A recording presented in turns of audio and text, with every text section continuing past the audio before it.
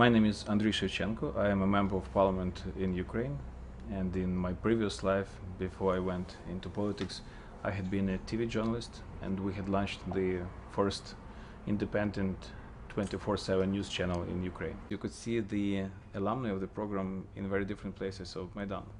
Actually, the Euromaidan protest started with a Facebook post by Mustafa Naem, who was the 2014 participant of the program. Svetlana Zalishchuk from the class of 2012 was one of the leaders, or one of the informal leaders of Maidan from the very first days. Serhiy Leshchenko as a journalist and Taras Shevchenko as a media lawyer, they contributed a lot into the free press in Ukraine, which supported the protest. So it was pretty much, it was like to a great extent a family thing when we saw each other, when we supported each other. And I think the program can be very proud of its participants and of their role during the protests. The days of Maidan really changed my perspective of what politics is about.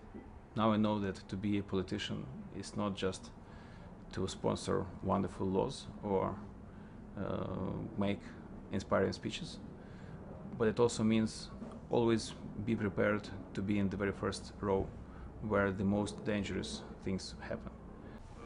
Many of us know that when you do great things, when you do big things, sometimes you feel lonely. And I think it's very important to know that you are not the only one who is doing this very difficult type of work. The very fact that you are just a part of a much greater cause across the world makes you much stronger. So I think this is something which people take from here home.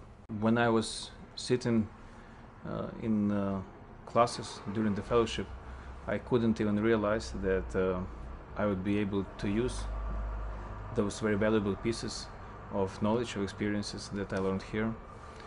Nonviolent resistance, building strong institutions, peaceful protests, free press.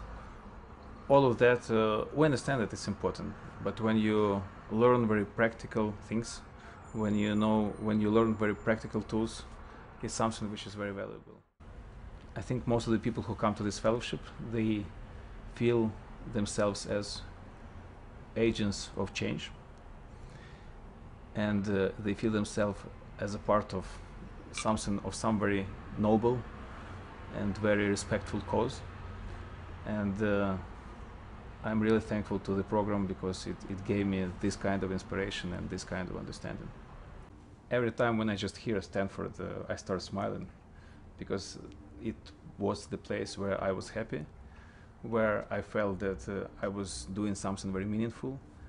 That was the place where I felt that my actions mattered. So it's I think Stanford is a place, it's an endless love story for me, and I think for the rest of my days it will be something which will make me stronger and which will make me happier.